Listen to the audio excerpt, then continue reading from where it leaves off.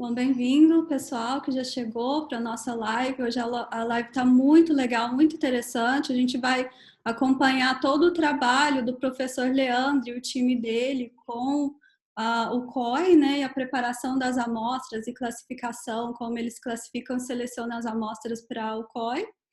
E eu queria, muito bem-vindos todos vocês, e eu queria só pedir para que vocês entrem, deixem o microfone e a câmera desligada, até para não atrapalhar a apresentação do professor Leandro.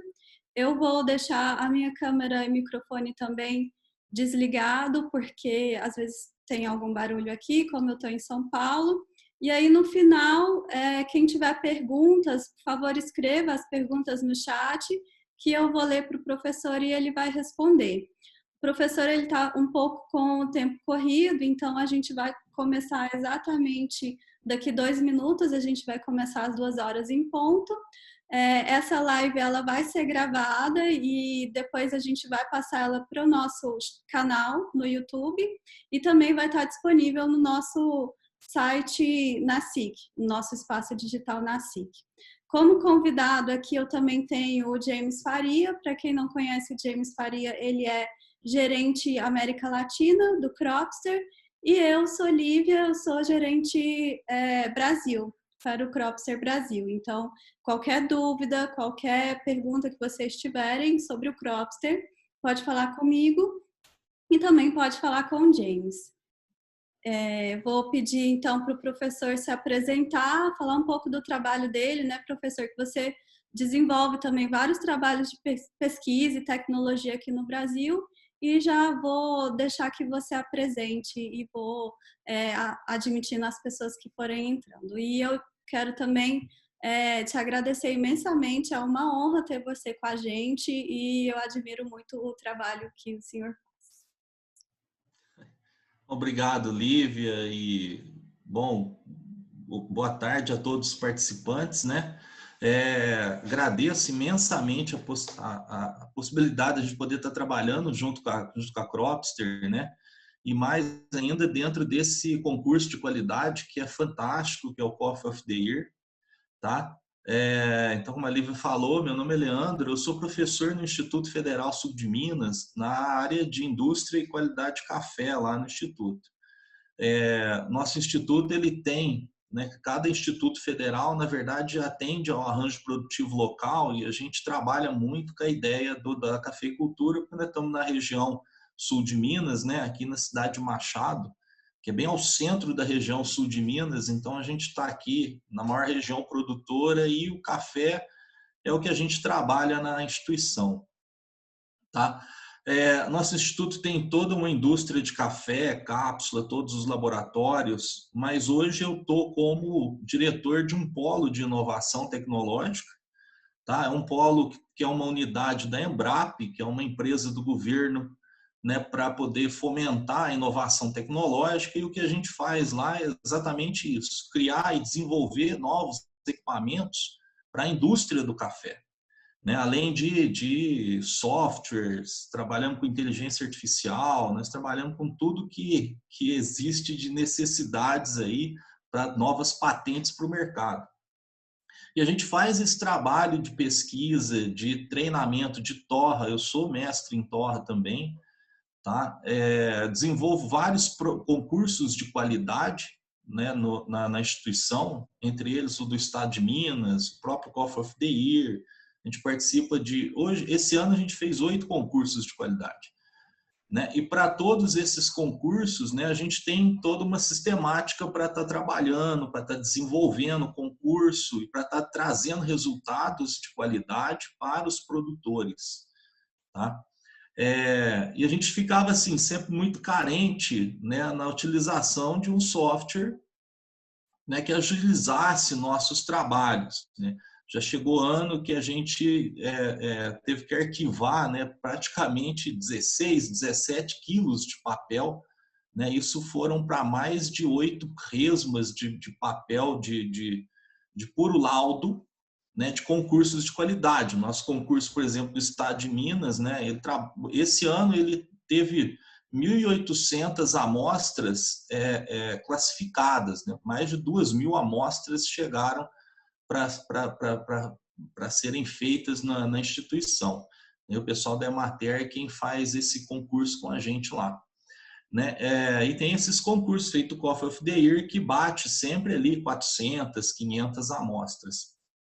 Então, assim, a movimentação de dados é gigantesca e a gente trabalha assim com muito papel.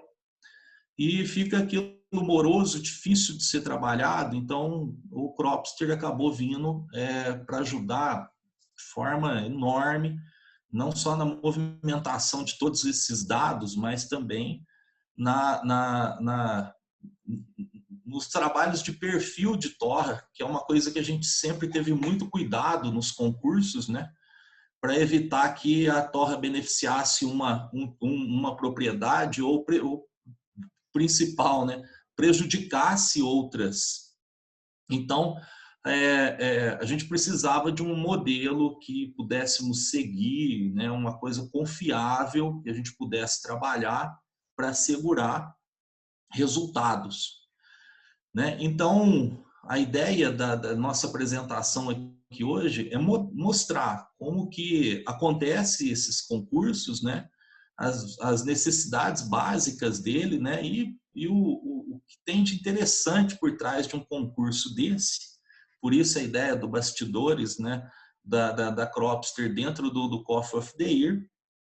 Um projeto, né, que se iniciou lá com o pessoal da própria Nacional do Café, que queria eleger o melhor café filtrado do Brasil no início, né? E selecionando ali dos melhores cafés que fossem entregues na Semana Internacional.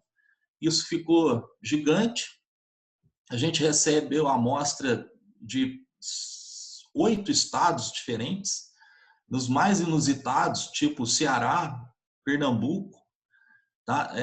Amostras do Rio, né? Rio de Janeiro, que a gente sabe que tem café muito bom lá, né? E tem poucos concursos, né? Poucas pessoas movimentando os cafés do Rio de Janeiro. A gente ficou muito satisfeito de receber, né? E todos os estados tradicionais produtores, certo? Então ele engloba o Brasil inteiro e ele tem uma peculiaridade, né? Lá no final, quem realmente escolhe o melhor café é o público. Então é quem prova o café. Quando a SIC era presencial, né, esse ano infelizmente não pôde, o público provava das garrafas, provava dos cafés e votava nos melhores cafés. Isso tinha um peso maior na votação final. Então aqui quem escolhe é o público. Eu acho que ele é o único concurso que faz esse tipo de trabalho. Mas então a ideia é que a Cropster, né, elaborou várias formas de programação dentro desse programa e faz vários controles. E a gente utilizou desses controles para poder estar elaborando e montando e seguindo o concurso do Coffee of the Year. Tá? Eu dividi o concurso, né, em várias fases para melhor entendimento de vocês. Então, a gente tem ali, né, um recebimento das amostras, isso é feito no nosso instituto. Cada propriedade envia suas amostras para nós. Tá? A gente pede 5 quilos de café, eu sei que é muita gente até reclama, fala, nossa, mas é muito café, é um peso para mandar para o correio. Gente, para a quantidade de torras que a gente acaba fazendo, a gente precisa, né, para ter uma segurança, né, de poder torrar. Ali a gente torra, se ficou ruim, a gente repete, se ficou fora do ponto de torra certo, a gente refaz. Né? Então a gente quer ter segurança de que tudo saia a contento. E depois a gente ainda manda café para a cafeteria, né? Monta os cafés filtrados para poder o público provar. Então isso demanda muito café e praticamente não sobra. Tá? E aí nesse ponto, né, aqui tem cada um do que a gente acabou usando, tá? Do Cropster, né, para poder fazer esse tipo de trabalho. Então, para esse caso aqui, nós catalogamos as amostras dentro da aba de amostras do Cropster, e ali a gente pôde colocar quantas colunas e determinações a gente precisava. Então, catalogamos ali, por enquanto, as notas, né? Perdão, um número de cada café. A gente não tem acesso a quem que é, a princípio, né? Só agora, essa semana, a gente vai falar os campeões que a gente vai ter acesso. Então, a gente põe um número para cada café e utiliza esse número do começo ao fim. A gente cataloga, né, todas elas, tá? Bota a região, que isso é importante para a gente poder fazer os perfis lá na frente. A gente coloca também o tipo de processamento, então separa CD, separa natural. Né? Esse ano nós tivemos uma ideia que eu achei inovadora, não vi nenhum outro concurso, se tivesse, vocês me falam, por favor. Que acabou fechando uma categoria somente para cafés fermentados, tanto arábica quanto canéfora. E a gente já tinha as categorias cereja descascado e natural, para arábica e para canéfora também, então a gente tem categoria de CD canéfora, que é muito interessante, e agora tem a categoria de fermentado. Então são 4 categorias de cafés que a gente trabalhou.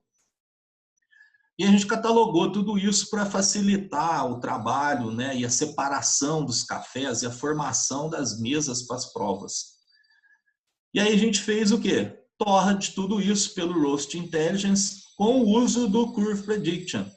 Ou seja, o Cropster ele prevê para onde que o perfil de torra está indo no minuto subsequente.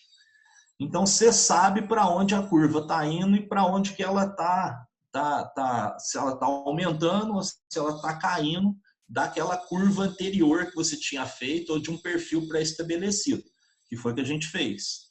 Tá? Colocou um perfil atrás, né, e foi seguindo com o Curve Prediction, tá? Aquele perfil para que não saísse diferente, tá, do que estava fazendo para os demais cafés.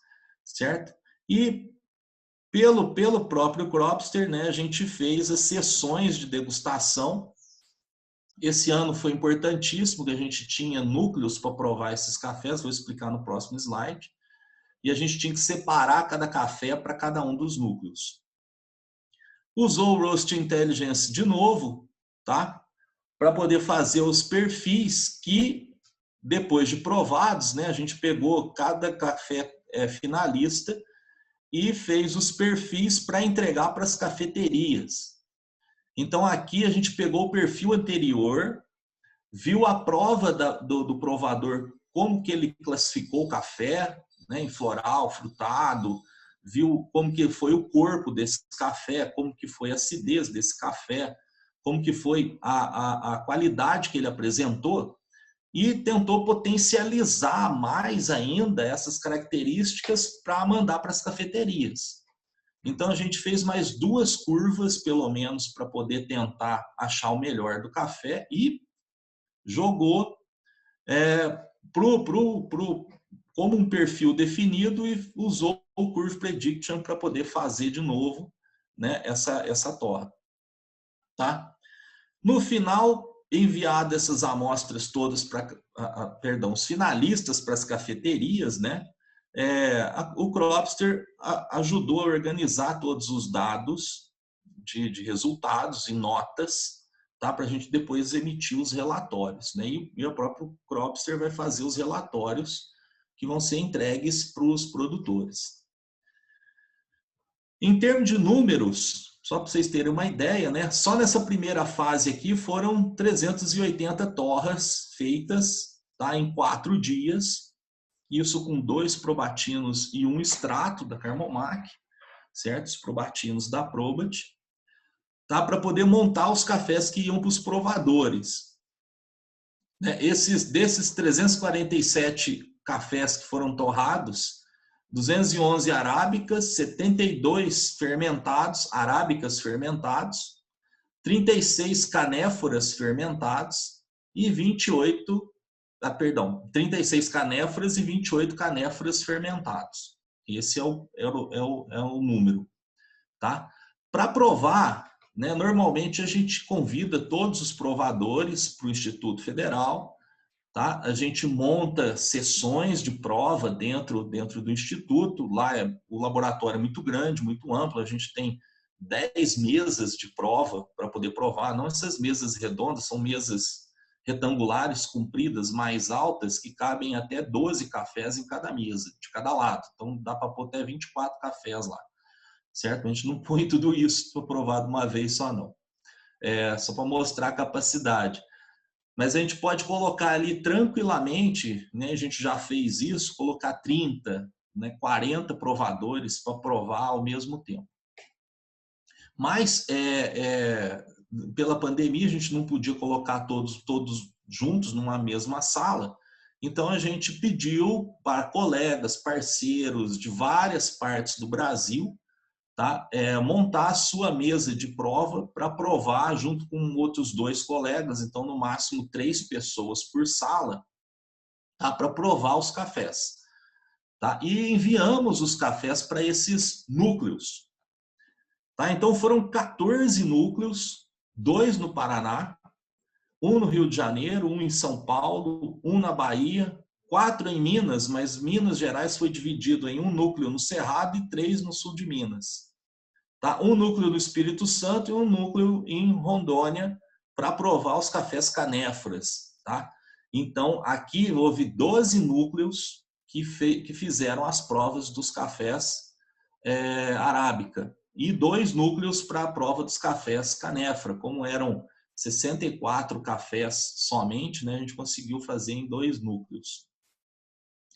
E aí o que ficou bem interessante, né? Porque cada uma desses núcleos aqui virou uma sessão de prova e foram 14 porque a gente mandava sempre 50 cafés para cada núcleo.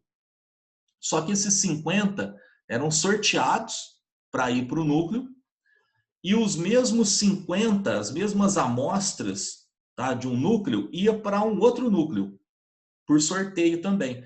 Então cada amostra foi por 2 núcleos diferentes, cada núcleo com 3 provadores. Então, 6 provas foram feitas para cada café. Mas a coisa foi assim, o pessoal foi gostando tanto que teve núcleo que fez uma mesa em separada, em espelho, né, e botou mais 3 pessoas. Então, no final, teve núcleos aí que contribuíram com mais notas, mas a gente considerou como as principais notas somente os 3. Então, para gerenciar tudo isso, a Cropster foi bem fácil, porque lá tem como você selecionar quem você quer que a nota entre e quem você não quer que a nota entre para cada café. Então, no final, a gente acabou sempre tendo, no mínimo, 6 análises por café. Tá? E para a final, né, depois de feitos os perfis, novamente melhorados os perfis, para enviar para as cafeterias, né, nós enviamos 21 cafés para cada cafeteria, 10 melhores arábica, 5 melhores arábica fermentado, 5 melhores canéfora e 5 melhores canéfora fermentados. Também é uma coisa que a soma dá 21. E a gente mandou para 8 hubs, que a gente chamou, que são, para não confundir com os núcleos, que são, na verdade, as cafeterias. Então, ali a gente teve, no Rio de Janeiro, Coffee 5, em Belo Horizonte, a Oficina do Expresso, em São Paulo, Coffee Lab, no Distrito Federal, lá em Brasília, o Café Clandestino, lá no Recife, né, a Café, no Paraná, a Luca, em Minas Gerais, certo? E em São Paulo, na Uncoff, tá? Então, esses aí tiveram café para poder fazer garrafas de café filtrado, né, e poder servir para o público, e o público pôde fazer a votação, tá, de qual café preferiu mais, tá? Isso entrou como uma composição de nota para a gente definir o melhor café do Coffee of the Year. Em termos de pessoas envolvidas, a gente teve 321 propriedades, 27 alunos, 20 deles na primeira etapa, 7 na segunda etapa, alunos do Instituto Federal, 47 provadores em 7 estados, né, que representaram 9 regiões produtoras de café no Brasil. E 1.333 pessoas degustaram os cafés finalistas nessas cafeterias. E os produtores vão receber 307 laudos da Cropster. Só para ter uma ideia de como é que ficou, né? Eu tampei aí as informações porque são sigilo, né? Ali tem os números. Não sei como que a pessoa conseguir codificar o número para poder saber quem que é o proprietário do café, mas mesmo assim eu tampei, certo? Para mostrar que a gente organizou cada um, né? Organizou lá em Arábica Natural, Arábica CD, tá? Todos identificados com COI.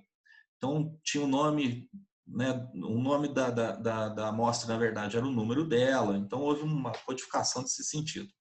Todos os provadores envolvidos, os 47 provadores, as 14 sessões de prova que nós fizemos, então tinha sessões aí, as sessões de canéfora tinha 64 cafés, sessões de arábica tinha 50 cafés, tá? Todos eles aqui listados, a gente sabia exatamente que café estava indo para que núcleo, tá? E sempre assim, né? Um núcleo recebia uma caixa com 50 cafés e outro núcleo recebia a mesma caixa daquele anterior com 50 cafés. Tá? Então, nós precisávamos somente de 7 núcleos. A gente fez 14 para poder dar essa duplicidade e ter sempre um café provando numa região e outra noutra. Então, assim, não, como Minas, por exemplo, tinha 4 locais diferentes para provar, as caixas que foram para Minas não foram para outra região de Minas, foram para outra região. Ou foi para São Paulo, ou foi para Paraná, ou foi para Espírito Santo. Então, no sorteio, no Espírito Santo não foi, porque é canéfora. Ou foi para outra região. Então, o sorteio só não contemplava isso. Se batia na mesma região, né, a gente puxava outro núcleo lá, que não podia ir caixas iguais para uma mesma região. E em termos de resultado, né? Aí também o Cropster ajudou a gente a organizar esses dados, foi muito legal. Nós tivemos aqui isso aqui é dos Coffee Arábica, tá? Então, Coffee Arábica foi 280 e poucas amostras, eu não lembro aí. 64, foi por volta de 280 amostras. Não sei o nome preciso, exato, não consigo lembrar. Dessas todas, né, 107 cafés tinham acima de 85 pontos, isso é 38%. Então, foi mais do que ano passado. Tá?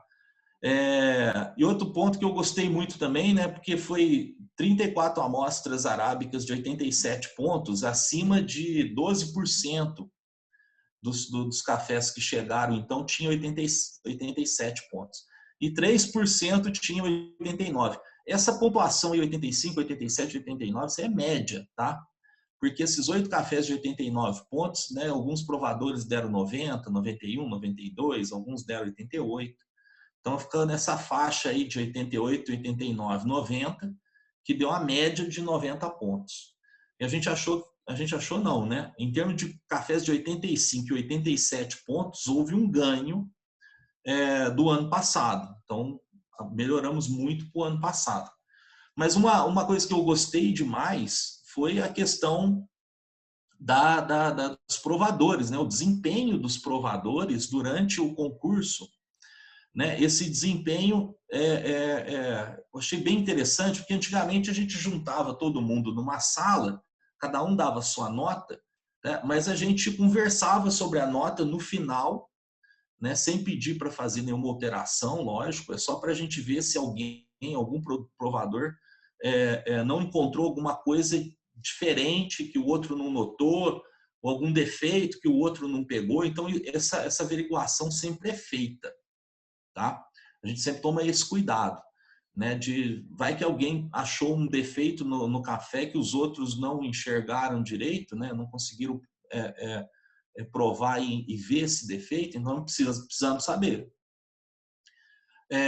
E aí as médias, né, sempre são ratificadas, né, são revistas. Às vezes a gente pega o café, volta para a mesa para provar de novo, para ver se a gente não se enganou com o café. Mas isso não aconteceu com todo mundo, né? Aconteceu com 3 provadores em cada núcleo.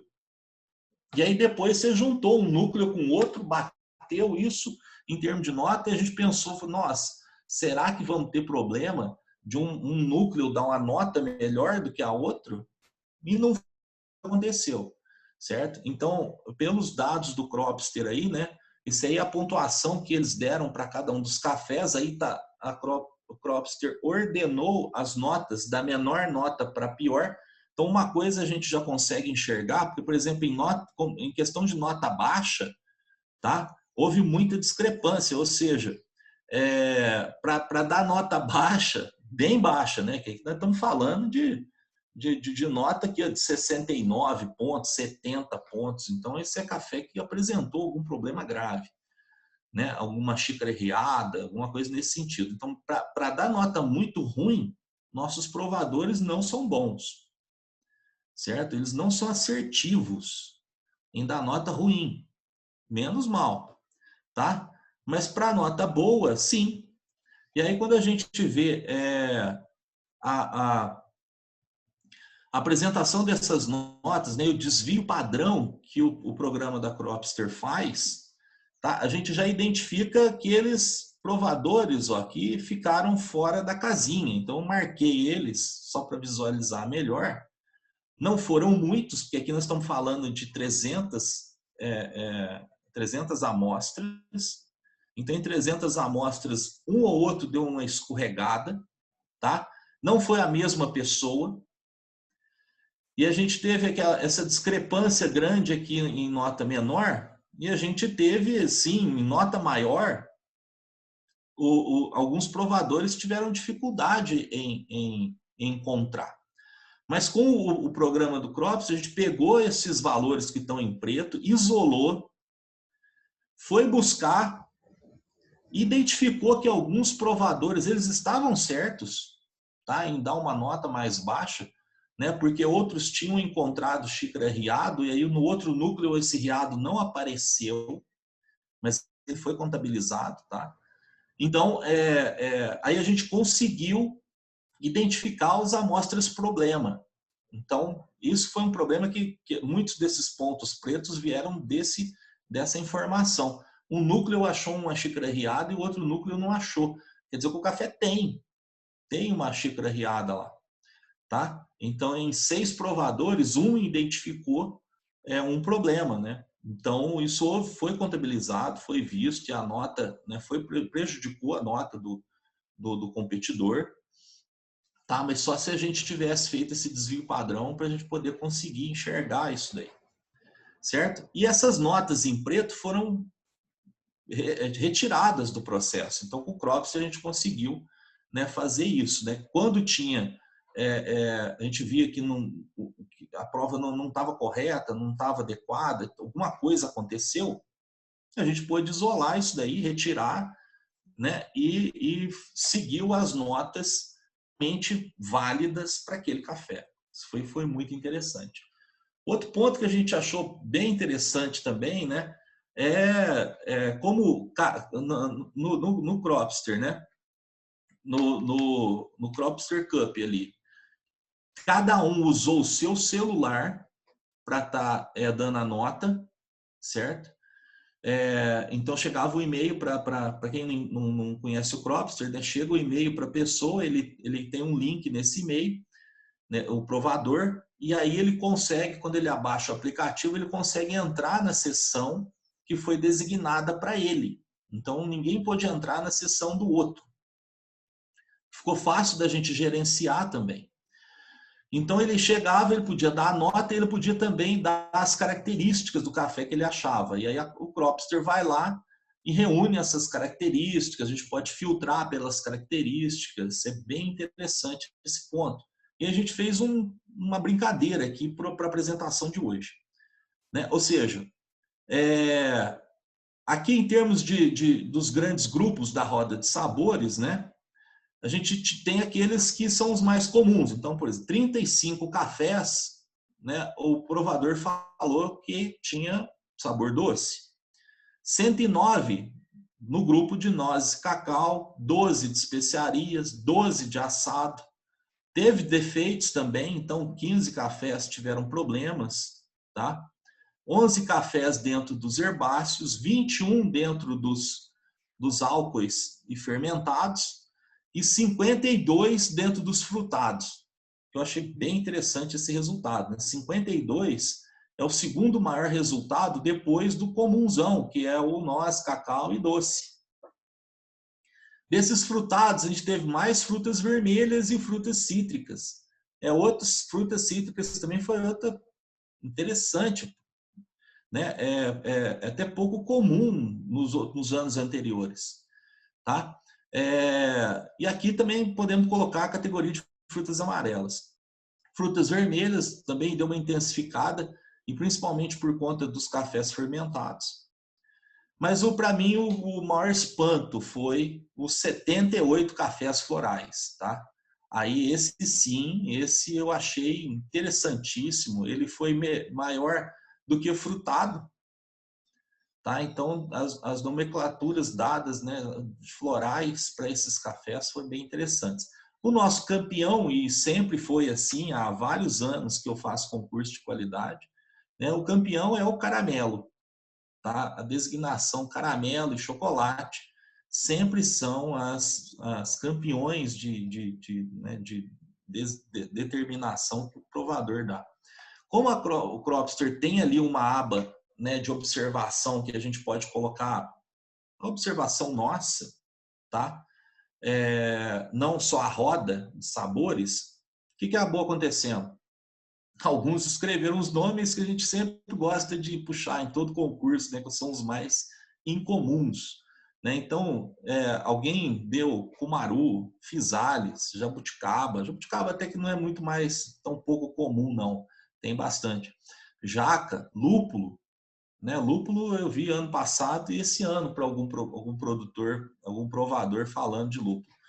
Manjericão, Nutella, vinho sempre teve, tá? Paçoca, pera, própolis, né? Própolis eu tenho visto isso de uns anos para cá também. Tomate, tá? Eu vi ano passado e esse ano com mais cafés com essa terminologia. Tomilho, uvaia, tá? Então foi bem interessante isso daí. Em termos de qualidade, né? Até o Canefra se destacou. Então, aqui a seta indica onde começou os cafés de 80 pontos. Tá? Para a Canefra, com pontuação de 80, é uma pontuação muito boa. Tá? A gente já tem, lógico, tem cafés de 86 pontos, tem cafés de 87 pontos. A gente conseguiu perto de 86 pontos aí. Muitos cafés perto de 86 pontos. Eu não vou falar qual é a pontuação dos campeões, porque vocês vão saber isso hoje e amanhã, aqui na Semana Internacional do Café, tá? Mas eu posso dizer que acima de 80 pontos foi muito maior do que ano passado. Então, tá, eu não pus a porcentagem aqui, mas pode-se dizer aí que 80% dos cafés estão acima de 80 pontos, tá? E os fermentados, né, o Canefra fermentado, enquanto que, de acordo com os dados do Cropster aqui, né, a pontuação de café Canefra normal, a média total foi 80,54, né? A média dos fermentados foi 81. Então, a gente conseguiu 0,6 de média de acréscimo no concurso do Coffee of the Year com o processo de fermentação em Canefra. Se a gente comparar as duas, tá? A gente vê que aqui, fermentação aumentou a pontuação, puxou para trás, tem mais cafés de qualidade acima de 80 pontos do que o café normal, sem fermentação. e subiu a régua em 0,6. Então, ele saiu do preto para o vermelho. Né? Subiu pouco, mas subiu. Tá? Que é bastante interessante. Então, assim, aí estatisticamente dizer que fermentação é melhor, eu já não sei dizer, eu preciso fazer análise estatística para isso. Mas que tem a tendência, tem. Tá? Tendência tem. Se são estatisticamente iguais, eu já não posso dizer. Tá? E em termos de pontuação também para os cafés canéfras, né, feita pelos provadores, a gente achou que ficou muito igual. Tá? Ficou muito parecido. Então, a gente tem ali um desvio padrão, de novo, igual o arábica, né? O pessoal lá para as notas ruins, né, eles são muito pouco assertivos, né? São péssimos para dar nota ruim, né? Na verdade, deu café riado lá, eles nem se importam muito em dar nota, dá uma nota baixa. Mas em termos de prova de cafés, né, de pontuação alta, eles foram muito bem, tá? E no canéfora, né, assim como no arábica, eu não fiz a roda do canéfora porque eu ainda não até onde eu sei não existe, mas se alguém tiver uma roda de cafés, né, canéfora, se usa o do arábica, por favor, né, eu gostaria de saber do pessoal que trabalha com canéfora. Tá? Mas a gente fez um levantamento, então assim, canéfora é interessante, né? Chocolate aqui, ó, teve bastante gente chamando de colocando determinação para chocolate, banana, caramelo, tá? Frutas amarelas, herbáceo, chocolate de novo, caramelo de novo. Então houve uma sobreposição desses caramelos, chocolates, tá? Muito grande para os cafés canéfora, que eu achei isso muito diferente, né? O ano passado também a gente teve, mas muita coisa de frutado no ano passado, né? Esse ano tinha muita coisa mais doce nos cafés canéfora, tá? Foram muito interessantes, né? O pessoal de torra, né? Deve estar pensando assim, mas usou o Cropster só para manejo de dados? Não, a gente também usou o Cropster para a questão de perfil de torra, tá? Então, como que isso aconteceu? Bom, a gente trabalhou com um perfil médio, tá? Um perfil para cada café na primeira etapa. Não é interessante a gente ficar modulando perfil para cada café e mandar para as provas. Isso seria excelente, mas é inviável, porque a gente já fez 380 torras na primeira etapa. Se fosse repetir, né, provar os cafés, os 380, ver qual que é a característica, ir lá fazer um perfil, né, novo para cada um, fica inviável, porque você ia ter que fazer mais um, então você ia ter que torrar esses 380, 400 cafés uma vez, provar todos, torrar de novo, provar todos, e aí chegar numa curva perfeita. Então, você teria que fazer mais de 1.200 torras, tá? E 3 provas para poder chegar no melhor perfil e mandar para os núcleos poder provar. Não tem jeito, certo? Então, a gente fez a curva padrão de torra, né? Que é essa curva entre 8h30, 9h30 minutos, tá? Como é para a prova, a gente ficou entre 12% de desenvolvimento até no máximo 15% de desenvolvimento, tá? Tinha em torno de 30% a 35% de caramelização e usou o probatino. Então, o probatino ele tem essa característica, né? Para a gente poder fazer um turn point aqui perto do 100, a gente trabalhou com entradas em 170 graus, tá? Aí ele cai perto de 100, 110 mais ou menos, tá? Em torno de 4h30 a 5 minutos ele finaliza a mudança de cor, tá? Ele passa para caramelização, mais uns 3 minutos aí ele chega no crack, tá? E aí o crack a gente desenvolve os 12 a 15%. sempre fechando o café, né, numa mesma temperatura. Então, era comum a gente trabalhar com temperaturas finais ali entre 185 e 190. Vamos lembrar, eu preciso só deixar claro para vocês o seguinte, né, os nossos probatinos do Instituto Federal, para poder pegar melhor a temperatura, eles têm termopares diferentes dos que são de fábrica. Existe os de fábrica, que contabiliza também, mas a gente põe a mais, porque são probatinos para pesquisa, tá? Então é diferente. A gente usa a temperatura desses termopares em separados para eles serem exclusivos do programa Cropster, tá? O termopar é exclusivo para o programa Cropster para que não haja nenhuma interferência elétrica, nenhuma interferência de termômetros, né? E os termômetros são testados aí, né, para poder tá vendo se estão marcando de forma adequada, tá? Então eles são diferentes, certo? Para o canéfora, nós usamos um outro perfil, tá? Então teve esse perfil que foi usado aí, né? Que ele tem de diferente? Canéfora normalmente, né, principalmente aqueles que vêm de vários clones, tá? Então a gente tem essa questão, tem variedades de café que trabalham na lavoura com 9 a 14 clones diferentes.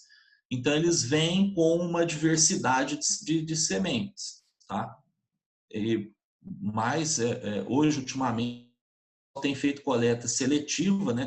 Tem feito separações clonais, né? Material clonal aí vem só de um clone, que é muito mais uniforme. Tá? Mas como a gente, né, não tinha essa informação e também para criar um critério para todos, a gente acabou fazendo uma seca um pouco maior para dar uma uniformidade melhor. E aí a gente trabalhou com uma caramelização parecida e um desenvolvimento parecido também, entre 12% a 15% de desenvolvimento. Tá? E essa caramelização aí em torno de 30% a 35%, que vai dar algo em torno de 3 e 30 minutos. Tá? E a gente chegou até 5 e 30 minutos de secagem para esses cafés. Comparando as duas, né? As duas torras, a gente tem aí as duas aí colocadas juntas, né? Começamos sempre com perto de 170 também, tá? Mas deixa um pouquinho maior a curva do canéfora, que é em vermelho, para poder aumentar esse período de fase de seca, tá? Então tá aí a comparação embaixo em termos de minuto. No restante a gente deixou tudo muito parecido, só para poder aumentar a uniformidade. E no final a gente tinha isso mesmo, né? O crack era bem mais uniforme no canéfora, e a expansão do canéfora ficou bem interessante, ficou bem feita para isso. Já da torra dos arábicas, né, existia um perfil base que a gente utilizou ele para os cafés CDs, né, aquela entrada de 170, tá? Então tá aqui o café CD, né, e aqueles que a gente identificou com alta densidade. Então, mas o meu café era natural, mas veio do Caparaó e ele estava lá a 1.300. Essa informação a gente tem, tá? Enquanto está torrando para o Coffee of the Year, a altitude do café. Então, e a gente tem como fazer a densidade. Então, cafés densos e cereja descascado, também densos, a gente trabalhou com entrada de 170, tá? Aquela ideia de 3 e 30 minutos de caramelização, né? E 1 minuto e meio de desenvolvimento, dando 35%, 12% para CDs. A gente sabe também que a realidade, por exemplo, do café do Paraná é diferente. Então, sempre, todo concurso Coffee of the Year, café que caía do Paraná na nossa mão, tá? A gente faz uma entrada com temperatura menor, aqui no caso a gente trabalha com 150 graus, tá? Aí 150 graus desenvolvida do mesmo jeito, esse café caramelizava do mesmo jeito, esse café com as mesmas porcentagens, intensidade maior, está aqui na fase de seca. Isso ajuda muito os cafés do Paraná a desenvolver. E nessa temperatura mais baixa, né, de entrada, ele também desenvolve mais. Ele demora um pouquinho mais, mas ele desenvolve bem mais depois. Tá? Essa preocupação é porque a latitude deles é diferente, né? A altitude deles também é diferente, a densidade deles é diferente. E quando você toma esses cuidados para o café do Paraná, uma coisa flui, que é uma beleza, fica muito bom. Tá? E os cafés naturais, a gente entrou com 160 graus, porque a densidade deles era mais baixa, né? Tudo ficou ali perto de 0,68, 0,69. Tá? E aí a gente trabalhou com um outro perfil para os cafés naturais. Isso eu sempre fiz para o Coffee of the Year, sempre funcionou muito bem. Tá?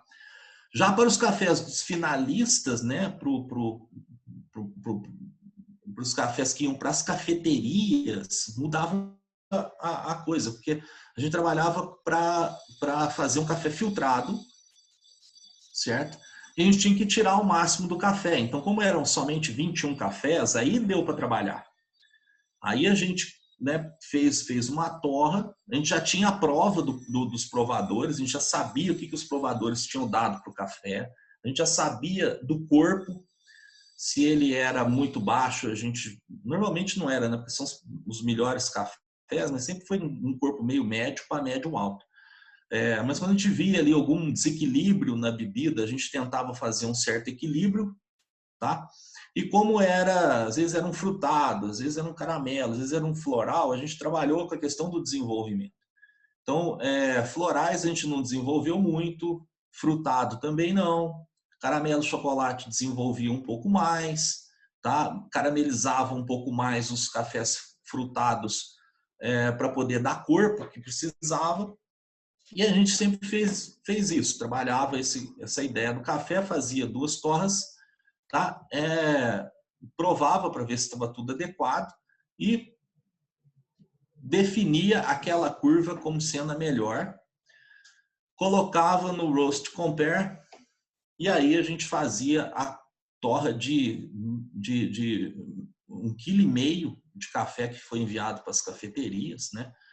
1,5 kg total de cada café, então a gente dividiu esse 1,5 kg em 750 gramas, com a torradora de 1 kg, e aí a gente torrou de 750 em 750 gramas para poder fazer os cafés que iam para as cafeterias. E enviou. Tá? Então a gente mandou esses cafés para cada cafeteria, cada uma delas fez ele filtrado para a gente conseguir ter a resposta do público. E assim, foi uma experiência interessantíssima. A gente já tinha trabalhado com o Cropster no ano passado, né? A gente já conhecia o Cropster, já facilitou muito no ano passado, né? E esse ano que a gente cada vez mais aprende a usar o programa e utilizar das suas funcionalidades, a gente acabou sendo mais assertivo esse ano, cada vez tendo menos problemas na utilização, no uso, e dessa vez a coisa correu muito tranquila, muito segura e muito fácil. Então, eu queria deixar esse tempinho agora para a gente poder estar batendo um papo com vocês aí, tirando dúvida. Professor, muito obrigada, excelente apresentação, muito legal mesmo ver o seu trabalho. E eu tenho uma pergunta aqui já do Matheus Bichara, ele perguntou qual a quantidade, quantas gramas de café você usou para desenvolver as curvas, tanto do canéfora quanto do arábica?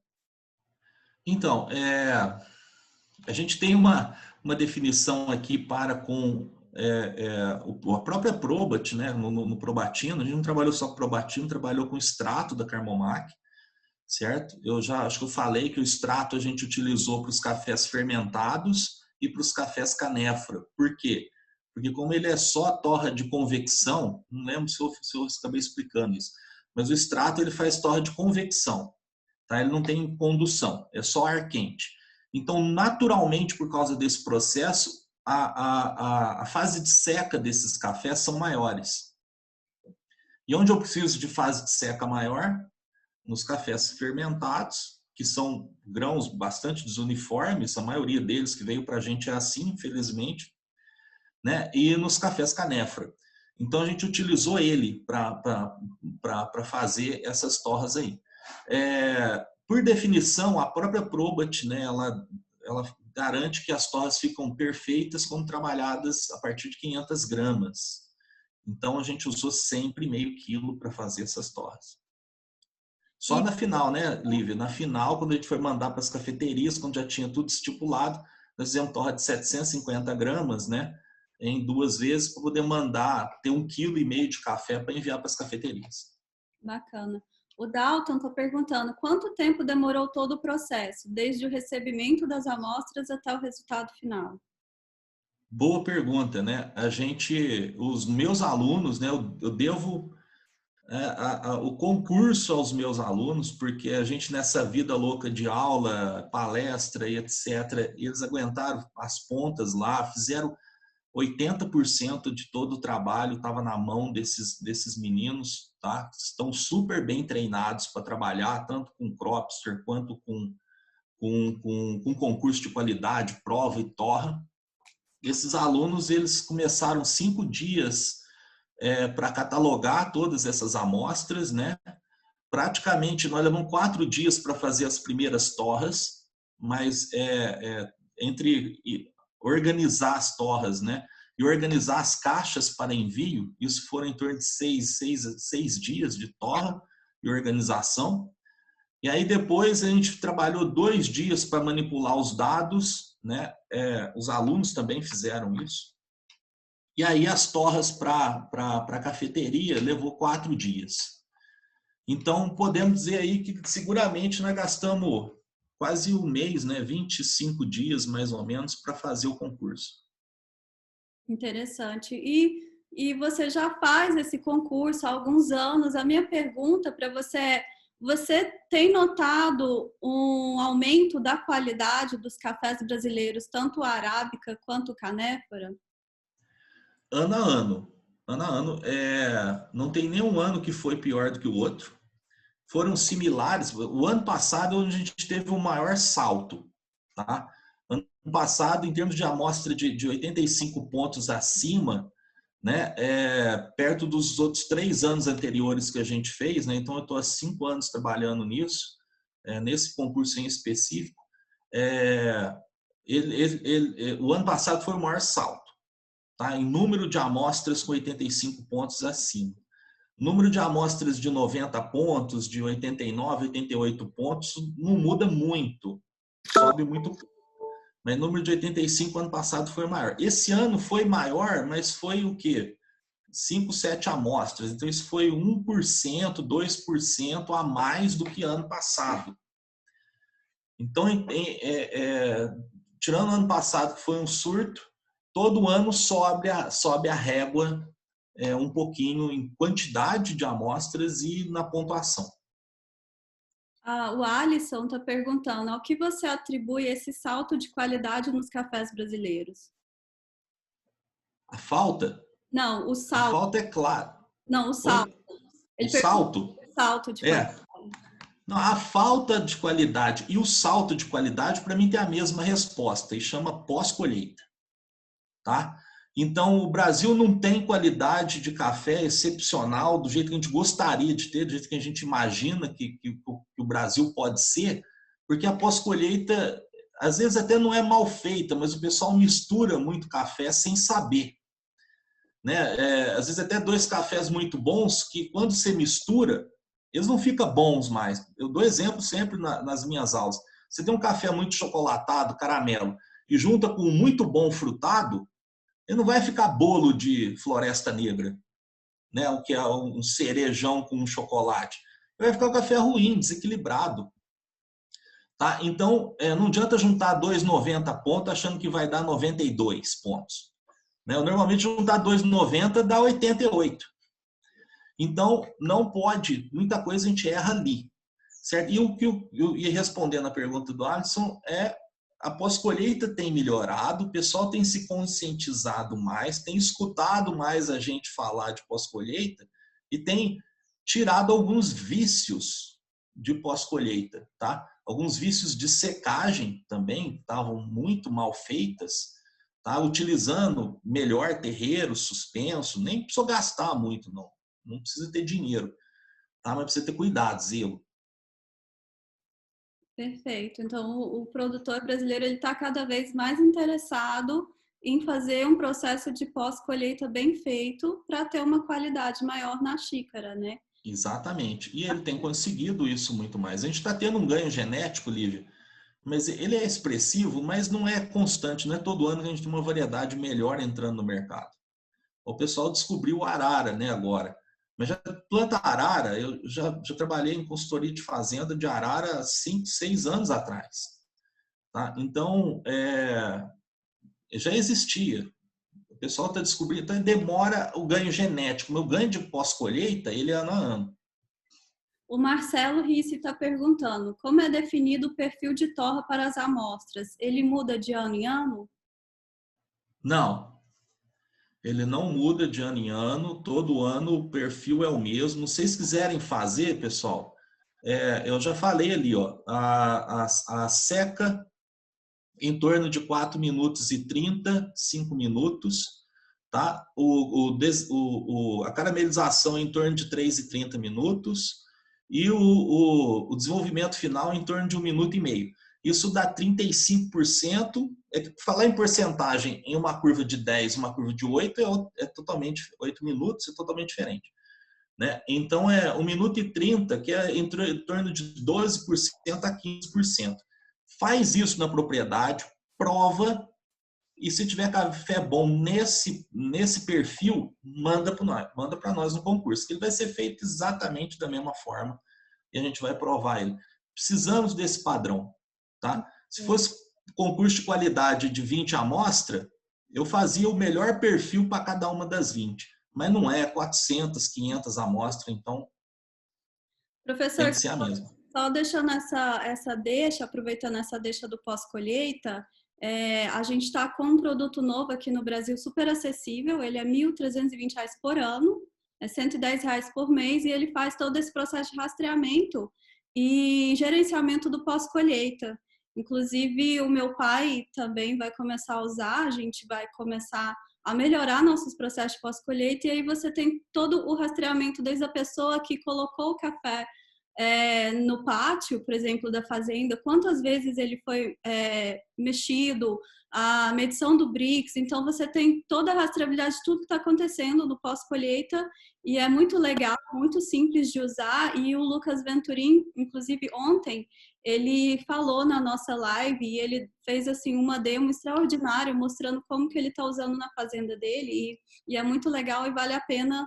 Eu convido quem está assistindo essa live, vale a pena conferir o Crops Origins, porque é muito interessante. E até assim, eu que não acompanho tanto o processo de pós-colheita na fazenda, ele é tão didático que eu estou conseguindo entender melhor os processos da fazenda. Então, é muito legal. Exatamente. E é o que a gente precisa, melhorar. Melhorando a nossa pós-colheita, a gente melhora 80% do nosso café. Eu acredito que é problema de pós-colheita. Sim, eu também acho, eu também acho. Tem uma última pergunta aqui do Dalton. Neste ano, houve a separação dos cafés fermentados em categoria diferente? Você acha que será uma tendência todos os concursos terem essa categoria? Outros concursos até me consultaram para perguntar se a gente deveria fazer ou não ter essa categoria em separado. Primeiro que a torra desses cafés fermentados, eu mostrei lá, a gente acabou fazendo uma diferenciação, certo? E na hora de provar o café também, né, tem um café natural muito bom e um café fermentado muito bom. É interessante que a gente separe para o próprio provador, tá? Não sair de um café fermentado que tem uma acidez e tal e ir para um café não fermentado. Então, isso para o provador poder identificar as características também ajuda. Então, não foi uma decisão somente mercadológica, foi uma decisão de saber tratar de forma adequada os fermentados. Tá? Tanto que no nosso armazenamento é em câmara fria, então os fermentados a gente não deixava eles muito tempo fora, deixava sempre na câmara fria. Os outros também, mas tinha sempre um cuidado muito bom. Né, com eles, o cuidado na torra, né, e um cuidado na hora de provar. para não provar coisas muito fermentadas numa mesma mesa. Então ficava complicado, a gente separou bem separado. Isso ajudou muito os cafés fermentados e ajudou muito os cafés naturais. Em termos de ponto, a gente não viu nenhuma superioridade em fermentado contra natural. Mas agora eu quero ver a questão mercadológica. Agora sim eu quero ver os finalistas desses concursos, né? Em termos de venda, nas rodadas de negócio, quem que o mercado vai buscar? Café fermentado ou café natural muito bem feito, né? Assim, ou CD muito bem feito, de boa pontuação. Vai ser uma dúvida que eu tenho. Mas com certeza ajudou muito no desenvolvimento dos próprios fermentados e no desenvolvimento dos outros cafés.